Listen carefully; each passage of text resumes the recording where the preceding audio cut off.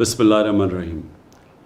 I want to thank Dr. Salim and ISESCO for allowing me to speak about our Holy Prophet Muhammad Sallallahu Alaihi Wasallam, the greatest human who stepped on this earth.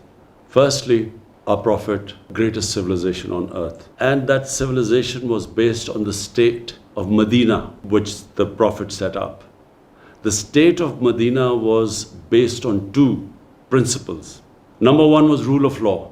Our Prophet said that even if his daughter committed a crime, she would be punished.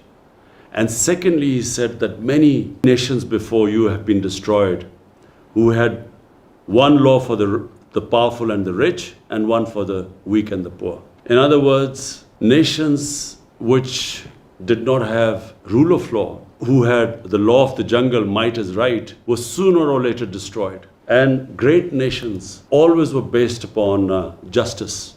The second thing our Prophet set up was the first welfare state in the history of mankind. First time the state took responsibility of the weak section of its society. The poor, the orphans, the widows, even the elderly, because pensions were first time we heard of pensions was in the time of the second Khalifa, Hazrat Umar, where the state took responsibility of the old. So this was a unique state. First, it took care of its weak, and secondly, it brought the powerful under the law. Even today, this is the main thing which distinguishes a civilized society from what is called a banana republic. And the societies that are closer to these two principles are the ones that are prosperous, and the other societies which do not have rule of law and which do not have compassion, relegated to the dustbin of history.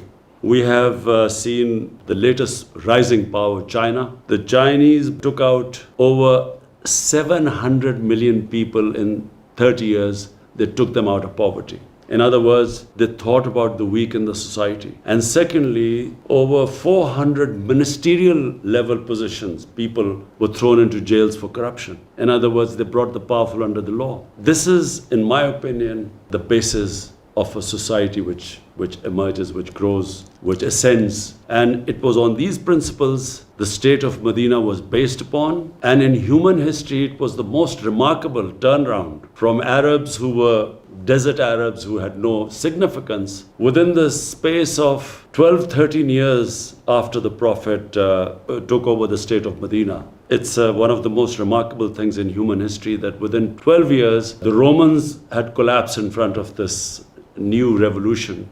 And in another year, the other superpower, the Persians, had collapsed under this new ideology. And it became the greatest civilization because under the rule of law, it liberated human beings. There was meritocracy. There was compassion. They led the world in science. For hundreds of years, they had the best scientists, the best thinkers. And that was because of the foundation laid in the state of Medina.